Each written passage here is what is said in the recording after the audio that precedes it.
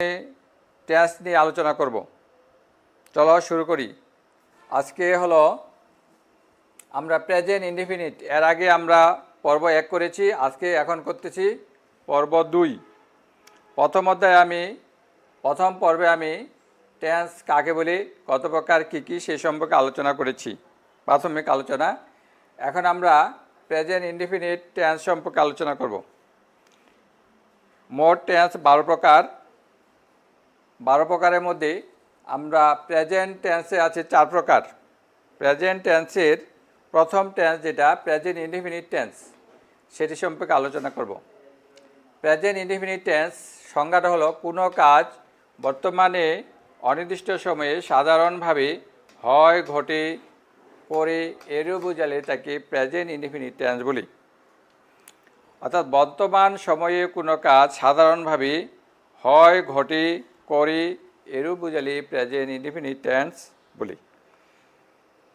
মানে বর্তমানকালে যেমন বললাম যে আমি ভাত খাই, এই খাওয়াটা বর্তমান সময়ে হবে, কিন্তু এখন আমি খাচ্ছি যে সে ধরনের বোঝাচ্ছি না। আমি ভাত খাই, এখন খাইতে পারি, আধা ঘন্টা পরে, আধা ঘন্টা আগে, সকালে, বিকালে, মানে বর্তমান সময়ে কাজটা হবে, হচ্ছে, নিয়মিত হচ্ছে। এটা হলো প্রেজেন্ট ইনডিফিনিট টেন্স। বর্তমান সময়ে অনির্দিষ্ট সময় বলতে কোনো নির্দিষ্ট সময় নাই। আমি বললাম যে আমি ভাত খাই, এখন আমি ভাত খাই বলতে আমি আধা ঘন্টা আগে, 1 ঘন্টা আগে, বা 1 ঘন্টা পরে, বা এখন খাইতে পারি, নির্দিষ্ট সময় বলেনি। আমি ভাত খাই অনির্দিষ্ট সময়ে সাধারণভাবে কাজটা হয়, সাধারণভাবে মানে সচরাচর হয়, এগুলো সবসময় হয়। আমি ভাত খাই, আমি ঘুমাই, আমি লেখি, আমি পড়ি, আমি দেখি, এই কাজগুলো সচরাচর বর্তমানকালে হয়। এই ধরনের কাজগুলো হলো প্রেজেন্ট ইনডিফিনিট টেন্স। একটু তোমাদের মাথা খাটালে তোমরা সহজেই বুঝতে পারবে। বর্তমানকালে যে কাজগুলো সচরাচর হয়, সবসময় হয়, সেই কাজগুলো প্রেজেন্ট ইনডিফিনিট টেন্স। এছাড়া আরও আছে যে কাজগুলো চিরন্তন সত্য বলতে যেটা কখনো পরিবর্তন হয় না। যেমন মনে করো সূর্য পূর্ব দিকে উঠে, সূর্য যেদিন থেকে পৃথিবী সৃষ্টি হয়েছে সেদিন থেকে সূর্য পূর্ব দিকে উঠে, সূর্য পশ্চিম দিকে অস্ত যায়। পৃথিবী যেদিন থেকে সৃষ্টি হয়েছে সেভাবে এটা চলতেছে। চিরন্তন সত্য মানে সবসময় এটা কোনো ওইভাবেই চলতেছে, কোনো পরিবর্তন হয় না। অথবা মানে অভ্যাসগত কাজ, যেমন আমি প্রতিদিন খেলি, লেখি, আমি প্রতিদিন সকালে হাঁটি, এই ধরনের কাজগুলো হলো প্রেজেন্ট ইনডিফিনিট টেন্স। সাধারণভাবে তোমরা বুঝে রাখো যে বর্তমানকালে যে কাজগুলো সচরাচর করি, হয় বা করে বা ঘটে, এই কাজগুলো হলো প্রেজেন্ট ইনডিফিনিট টেন্স। উদাহরণ দিলে আর তোমাদের এখানে চিনার উপায় আছে, চিনার উপায়টা যদি আমি তোমাদেরকে বুঝাই দেই, আশা করি এই টেন্স নিয়ে আর তোমাদের কোনো সমস্যা থাকবে না। এই টেন্সটা আমি এমনভাবে তোমাদের বুঝাই দিব যে এই টেন্সে আর কোনো সমস্যা থাকবে না। তোমরা শেষ পর্যন্ত ক্লাসটা আগে শেষ করো। এখানে উদাহরণ দিছি, আই রিড আ বুক, আমি একটি বই পড়ি। হি ইটস রাইস, সে ভাত খায়। শেষে আছে পড়ি, খায়, মানে কাজগুলো এগুলো আমি একটি বই পড়ি, এখনও পড়তে পারি, একটু পরেও হতে পারে, আগেও হতে পারে। এই ধরনের অনির্দিষ্ট সময় হলে সেটা হলো প্রেজেন্ট ইনডিফিনিট টেন্স। সে ভাত খায় মানে সে ভাত খাইতেছে না। যদি বলি সে ভাত খাইতেছে, তাহলে সে যেটা চলতেছে, বলছে সে ভাত খায়, সে তো ভাত খায়ই, সবসময় আমরা ভাত খায় বাঁচি, কিছুক্ষণ আগে পরে বিভিন্ন টাইমে খাই, সে ভাত খায়। এই ধরনের কাজগুলো হলো প্রেজেন্ট ইনডিফিনিট টেন্স। চেনার উপায়টা দেখলে তোমরা আরও সহজে বুঝতে পারবে। প্রেজেন্ট ইনডিফিনিট টেন্স চেনার উপায় কীভাবে তুমি চিনবে? বাংলা বাক্যে ক্রিয়ার শেষে ই, অ, এ অন্তঃস্থয় ও এর মতো উচ্চারিত হলে প্রেজেন্ট ইনডিফিনিট টেন্স হয়। বাংলা বাক্যের, ইংরেজি বাক্য না। এই দেখো আমি 2টা বাক্য লিখেছি এখানে। প্রথমটা বলছি যে আমি একটি বই পড়ি, এই পড়ি যে শব্দটা দ্বারা কাজ করা বোঝা যায় সেটা হলো ক্রিয়াপদ। যে শব্দটা দ্বারা কাজ করা বোঝা যায়, যেমন পড়ি, আমি একটি বই পড়ি, এটা দ্বারা বোঝা যাচ্ছে কাজ করা। যেমন এটাতে বলছে সে ভাত খায়, এটা দ্বারা বোঝা যাচ্ছে কাজ করা।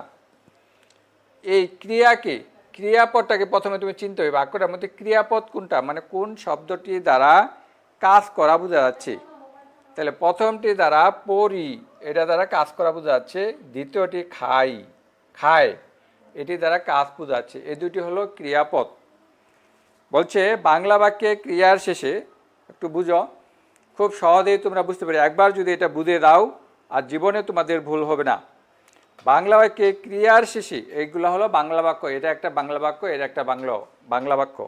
এই বাংলা বাক্যে ক্রিয়ার শেষে ই, অ, এ অন্তঃস্থ ও এর মতো উচ্চারিত হলে মানে উচ্চারণ হলে ওই অক্ষরটাতে থাকতে হবে তা নয়, না থাক, কিন্তু ওই ধরনের যদি উচ্চারিত হয় তাহলে প্রেজেন্ট ইনডেফিনিট টেন্স হবে। ওই ধরনের উচ্চারিত হলে, যেমন এখানে বলছে আমি একটি বই পড়ি, পড়ি, দেখো পড়ি, পড়ি, তোমরা এভাবে টানে উচ্চারণ করবে, পড়ি, শেষে শেষে টান দিবে, পড়ি, কি উচ্চারণ হচ্ছে, রস্যই উচ্চারণ হচ্ছে, পড়ি।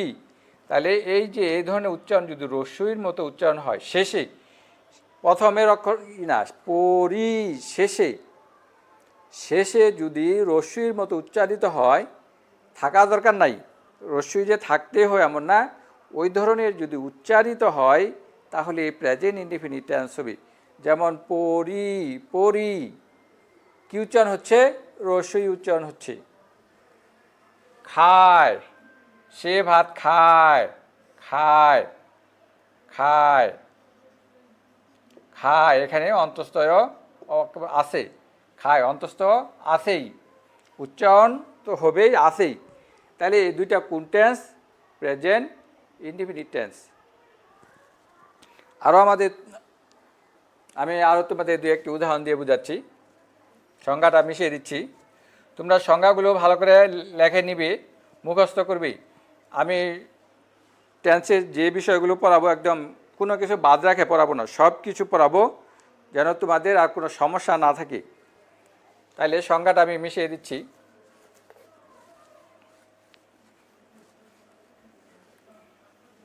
মনে করো সে,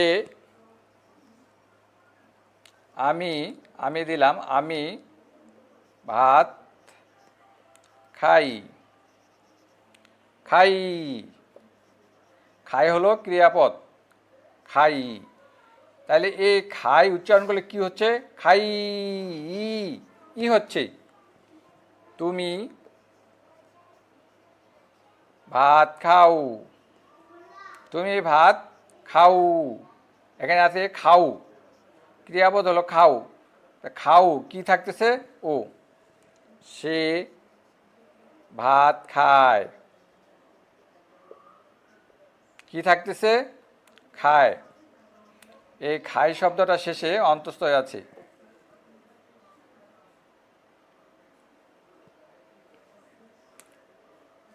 আমি, তুমি, সে, তিনি, তিনি ভাত খান, খান টানে উচ্চারণ করো, খান, তিনি ভাত খান, অ উচ্চারণ হয়, অ, খান, দন্তান্ন, দন্তান্নর উচ্চারণ করো, দন্তান্ন, খান, অ উচ্চারণ হচ্ছে।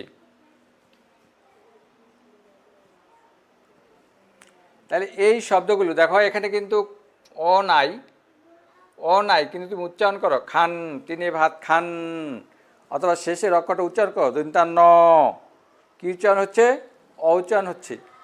তাহলে এই জিনিসগুলো যদি থাকে কোনো শব্দের শেষে, তাহলে আমরা চিনে নেব এটা প্রেজেন্ট ইনডেফিনিট টেন্স। এই শব্দগুলো বাংলা বাক্যে ক্রিয়ার শেষে যদি এই শব্দগুলো উচ্চারিত হয়, থাকা দরকার নাই, তাহলেই আমরা মনে করব এটা প্রেজেন্ট ইনডিফিনিট টেন্স। মনে করো সে স্কুলে যায়, যায় আছে, সে স্কুলে যায়, তাহলে এখানে কি আছে? অন্তঃস্থ। আমি স্কুলে যাই, কি থাকতেছে? রস্বই। তুমি স্কুলে যাও, কি থাকতেছে? ও। তারা তিনি স্কুলে যান, যান, অ থাকতেছে। এই ধরনের এইগুলোর মধ্যেই থাকবে। এই আমি এখানে 5টা লিখে দিছি, ই, অ, এ, অন্তঃস্থ ও। এগুলোর মতো যদি উচ্চারিত হয় তাহলে সেটা প্রেজেন্ট ইনডিফিনিট টেন্স। এগুলোর মতো যদি উচ্চারিত হয় এটা হবে ও, অ। তাহলে আমি আবার বলতেছি চেনার উপায়। তোমরা কিভাবে চিনবে বাংলা বাক্যটা কি? বাংলা বাক্যটা যে এটা ক্রিয়াপদ আছে, ক্রিয়াপদটাকে খুব টানে উচ্চারণ করবি।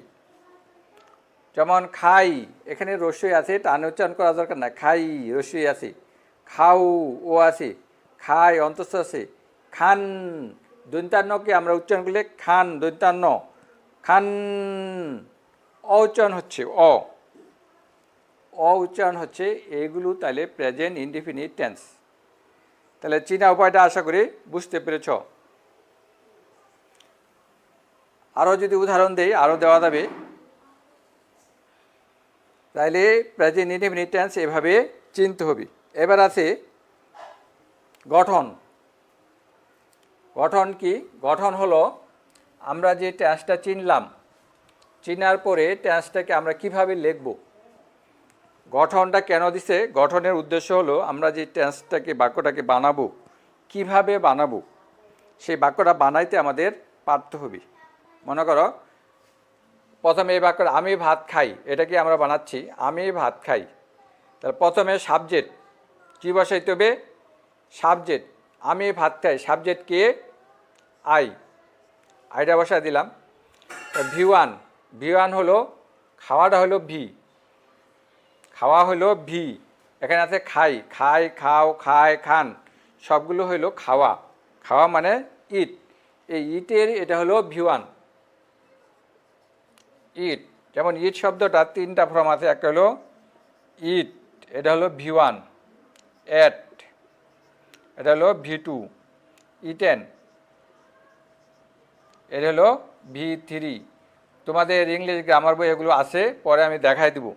প্রথমটা হলো ভি1, পরেরটা ভি2, তারপরটা ভি3। তাহলে এখানে বলছে ভি1 বসাইতে হবে। ভি1 মানে হলো ভার্বের প্রেজেন্ট ফর্ম অথবা ভার্বের বেস ফর্ম। ভি1 মানে হলো ভার্বের প্রেজেন্ট ফর্ম, এইটা হলো ভি1।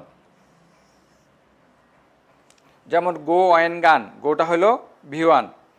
ড্রিঙ্ক, ড্র্যাঙ্ক, ড্রাঙ্ক, ড্রিঙ্কটা হলো ভি1। তাহলে ভি1 বসাইতে হবে। যেমন মনে কর, যেমন ড্রিঙ্ক, ড্রিঙ্ক মানে পান করা। ড্রিঙ্ক, ড্র্যাঙ্ক, ড্রাঙ্ক, এটা হলো প্রেজেন্ট ফর্ম, এটা হলো পাস্ট ফর্ম ভি2, এটা হলো পাস্ট পার্টিসিপল ভি3। তাহলে সবসময় আমাদের ভি1গুলো বসাইতে হবে। কি ভি1 মানে কি? ভার্বের প্রেজেন্ট ফর্ম বা ভার্বের বেস ফর্ম। তারপর অবজেক্ট, অবজেক্ট মানে কর্ম। বলছে আমি ভাত খাই, কর্মটা কি? ভাত। ভাত হলো ইংলিশে হলো রাইস, আই ইট রাইস। এটা হলো সাবজেক্ট, এটা হলো ভি1, এটা হলো অবজেক্ট। আদার্স আছে, আদার্স মানে হলো আরও যদি কিছু থাকে সেগুলো লিখে দিতে হবে। যদি বলো আমি দুধ দিয়ে ভাত খাই, আমি দুধ দিয়ে ভাত খাই, তাহলে হবে I eat rice with milk. আমি দুধ দিয়ে ভাত খাই, এটা অর্থ হলো আমি দুধ দিয়ে ভাত খাই, দুধ দিয়ে ভাত খাই, আমি দুধ দিয়ে ভাত খাই, I eat rice with milk. তাহলে এটা হলো সাবজেক্ট, এটা হলো ইটটা হলো ভি1, আর রাইসটা হলো অবজেক্ট, আদার্স। তাহলে তোমাদের বাক্যগুলো এভাবে গঠন করতে হবে, লিখতে হবে। আমি দুধ দিয়ে ভাত খাই, I eat rice with milk. এখন এই জিনিসগুলো তোমাকে চিনতে হবে, সাবজেক্ট কোনটা, অবজেক্ট কোনটা, ভিওয়ান কোনটা, আদার্স কোনটা। সাবজেক্ট কীভাবে বের করবে? সাবজেক্ট বের করার সূত্র রয়েছে, অবজেক্ট বের করার সূত্র রয়েছে, আমি সেগুলো পর্বে তোমাদের বুঝিয়ে দেবো। এই যে বাক্যটা রয়েছে, এই ক্রিয়াপদটা কে দ্বারা প্রশ্ন করলে যেটা উত্তর পাওয়া যাবে সেটা হবে সাবজেক্ট। যেমন আমি যদি বলি যে আমি ভাত খাই, কে খায়? কে খায়? আমি, এটা হবে সাবজেক্ট। কে খায়, ক্রিয়াকে কে দ্বারা প্রশ্ন করলে যেটা উত্তর পাওয়া যাবে সেটা হবে সাবজেক্ট। ক্রিয়াকে কি দ্বারা প্রশ্ন করলে যেটা উত্তর পাওয়া যাবে সেটা হবে অবজেক্ট। আর যে শব্দ দ্বারা কাজ করা বোঝা যায় সেটা হবে ভার্ব, এটা হলো ভার্ব। এখানে আদার্স নাই, আদার্স আমি পরে বসায় দিছি, এটাতে আদার্স আছে, উইথ মিল্ক হলো আদার্স। আদার্স মানে অন্য অন্য। এইভাবে তোমাকে বাক্যগুলো লিখতে হবে। তাহলে এভাবে তোমরা বাক্য বানাবে। যেমন মনে করো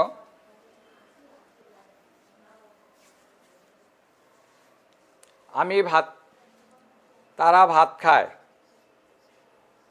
তারা ভাত খায়, তারা ভাত খায়।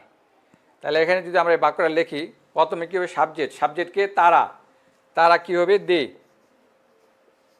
তারপর কি? ভিওয়ান কি? ইট, মানে খাওয়া হলো ভার্ব বা ক্রিয়া, এটার ভিওয়ান হলো ইট। তারপর কি? রাইস। তারা ভাত খায়। এখন তোমরা গঠন এভাবে তোমাদেরকে বাক্য বানাইতে হবে, অসংখ্য বাক্য বানাইতে হবে এবং প্র্যাকটিস করতে হবে। তারা ভাত খায়, তারা বিদ্যালয়ে যায়, কি হবে তাহলে? তারা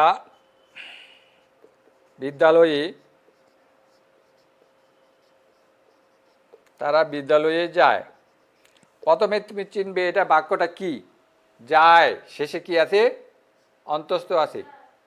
তাহলে প্রেজেন্ট ইনডেফিনিট টেন্স। এটাকে লিখবে কিভাবে? গঠনটা করে প্রথমে তারা সাবজেক্ট বসাবে, দিয়ে তারপরে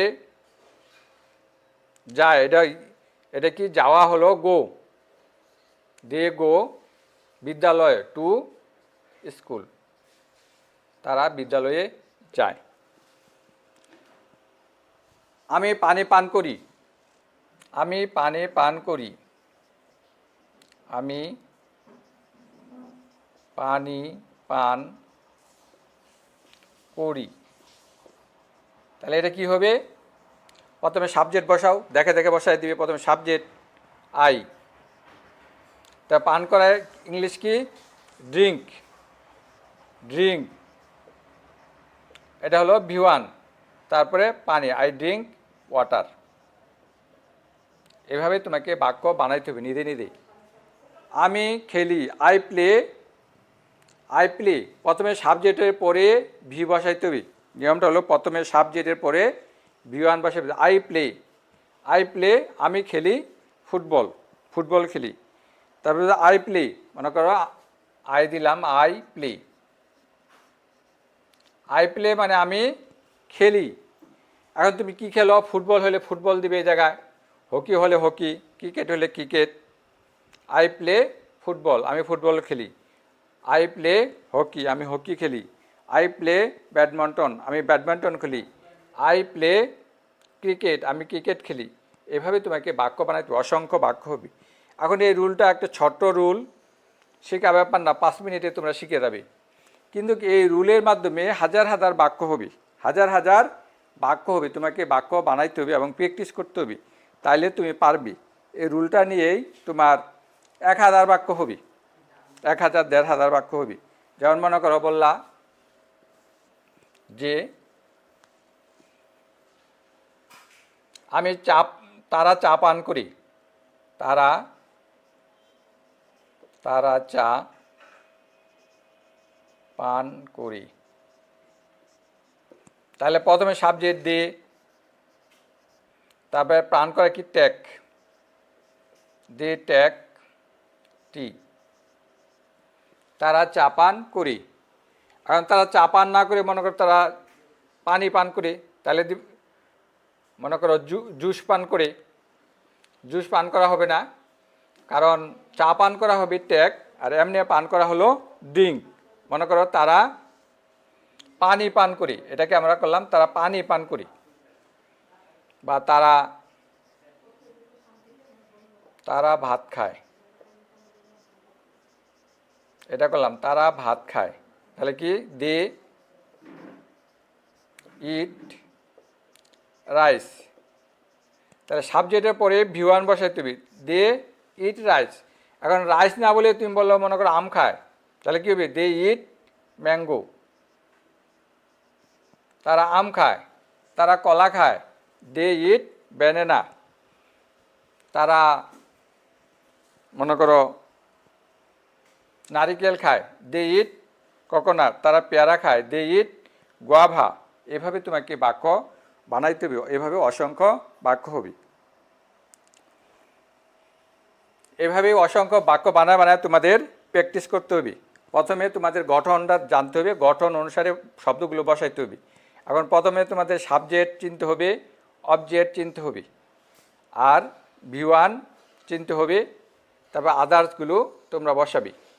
সাবজেক্ট অবজেক্ট কিভাবে চেনা যায় এবং কিভাবে বের করা যায়, এটা একটা সহজ পদ্ধতি রয়েছে, সূত্র রয়েছে, আমি পরবর্তীতে সুন্দরভাবে লিখে দেব।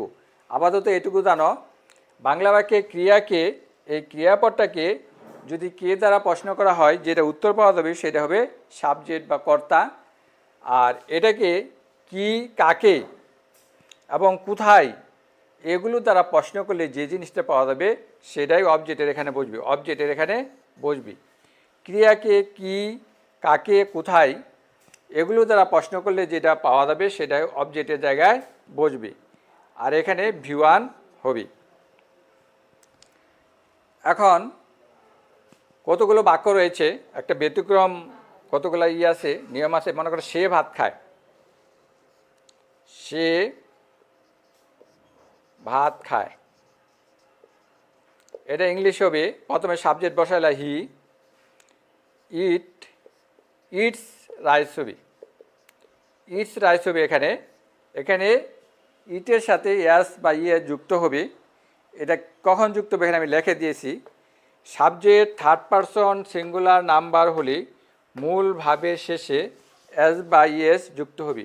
এই যে এটা হলো ভার্ব, বুঝছো? বলছে subject third person singular number হলে, এটা হলো সাবজেক্ট, এটা যদি থার্ড পারসন সিঙ্গুলার নাম্বার হয় তাহলে মূল ভাবের শেষে, এই যে মূল ভাবটা আছে এটা শেষে এস বা ইএস যুক্ত হবে। সাবজেক্ট যদি থার্ড পারসন সিঙ্গুলার নাম্বার হয় তাহলে মূল ভাবের শেষে এস বা ইএস যুক্ত হবে। এখন ভাবের শেষের অক্ষর যদি কনসোনেন্ট হয়, এই যে শেষের অক্ষরটা, এটা হলো ভাব, ভাবের শেষের অক্ষরটা যদি কনসোনেন্ট হয়, কনসোনেন্ট মানে ব্যঞ্জনবর্ণ, ব্যঞ্জনবর্ণ হলে তার শেষে এস হবে। আর যদি শেষের অক্ষরটি যদি ভাওয়েল হয়, যেমন হি গোজ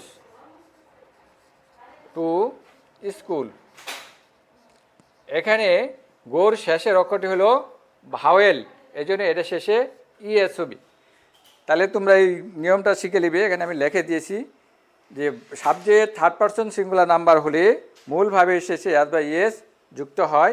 ভাবের শেষের অক্ষর যদি কনসোনেন্ট হয় তাহলে ওই ভাবের শেষে এস হবে, এবং ভাওয়েল হলে ইএস হবে। অথবা ভাবের শেষে যদি ডবল এস, এসএইচ, সিএইচ, ও অথবা এক্স থাকলে ওই ভাবের শেষে ইএস হবে। এই ভাবের শেষের অক্ষর যদি এগুলো থাকে, ইএস, এসএইচ, সিএইচ, ও এক্স থাকে, তাহলে ওই ভাবের শেষে ইএস হবে। পরবর্তী ক্লাসে আমি প্রেজেন্ট ইনডেফিনিট টেন্সের আরও একটি ক্লাস নেব। পরবর্তী টেন্সের কীভাবে সাবজেক্ট বের করে, কিভাবে অবজেক্ট বের করে, এই সূত্রগুলো সুন্দরভাবে বুঝিয়ে দিব। আশা করি তোমরা বুঝতে পেরেছ। যদি ভিডিওটি তোমাদের ভালো লাগে লাইক করবে, সাবস্ক্রাইব করবে।